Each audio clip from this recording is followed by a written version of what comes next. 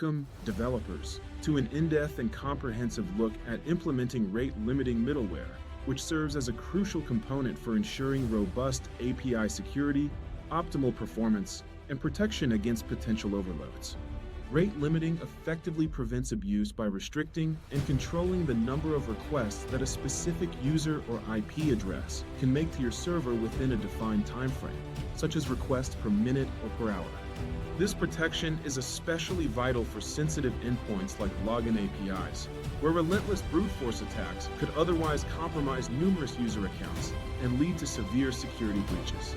Our focus today will be on the practical implementation of rate limiting per authenticated user or per IP address, providing you with granular control over access patterns and usage behaviors in your applications. Let's begin by thoroughly understanding the core concepts behind rate limiting and exploring why it has become indispensable in modern web development practices for building reliable services. Without proper rate limiting in place, a malicious actor could easily flood your API with an overwhelming number of requests, resulting in denial of service conditions or exposing vulnerabilities that lead to data breaches. By implementing it as middleware, this solution acts as an intelligent gatekeeper that processes and evaluates incoming requests before they even reach your core application logic, streamlining protection. This middleware approach centralizes all the rate-limiting logic in one place, resulting in a much cleaner code base that is easier to maintain, debug, and scale as your application grows. For effective per-user rate limiting, we typically identify and track users through their authentication tokens, such as JWTs or unique session IDs provided in the request headers. As a result, each authenticated user receives their own dedicated request counter, promoting fair usage policies across your entire platform and preventing any single user from monopolizing resources. Conversely, per IP rate limiting tracks and limits requests based solely on the client's IP address, making it particularly ideal for handling unauthenticated requests or public-facing APIs. While this IP-based method proves highly effective against anonymous attackers launching floods, it can sometimes be circumvented by savvy adversaries using rotating proxies or VPN services to mask their origins. Now, let's dive straight into a practical, hands-on example using a common web framework like Express.js and a simple in-memory store to manage our rate limits effectively. To get started, we'll define a custom middleware function that intercepts all incoming requests specifically targeted at our login API endpoint. First and foremost, we need a reliable mechanism to store and quickly retrieve the current request counts associated with each user or IP address involved. For simplicity, a basic JavaScript object can work in development, but for scalability, a high-performance store like a Redis instance is highly recommended and effective.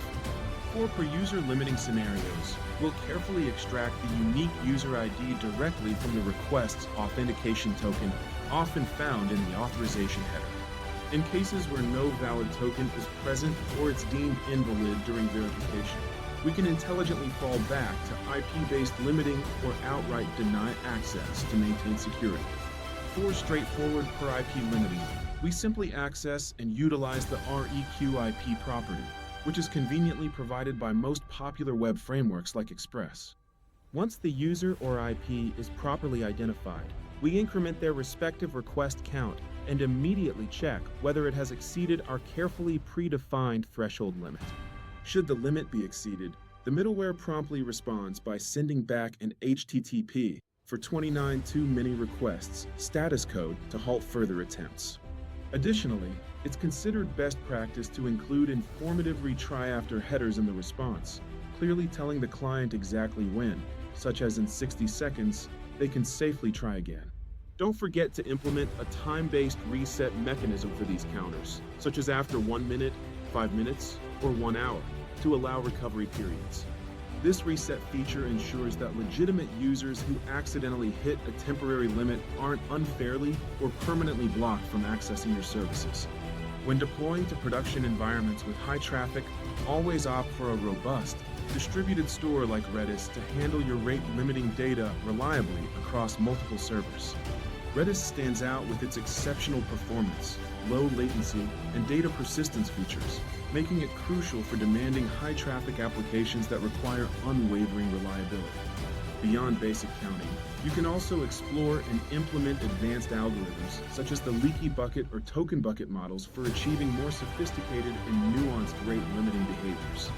These proven algorithms excel at providing smoother, more consistent request handling and superior resource utilization, even under fluctuating and unpredictable load conditions. Always remember to thoroughly test your rate-limiting middleware implementation to confirm it performs correctly and reliably under a wide variety of real-world scenarios. Pay special attention to tricky edge cases, such as handling multiple concurrent requests originating from the same user or IP address, and verify how your system processes them without issues. Ultimately, implementing rate-limiting middleware represents a fundamental and proactive step toward constructing secure, highly scalable, and resilient APIs that stand the test of time. Through this careful control of access patterns, you effectively safeguard your entire infrastructure while delivering a superior, uninterrupted experience to all your legitimate users. Thank you for joining us on this journey.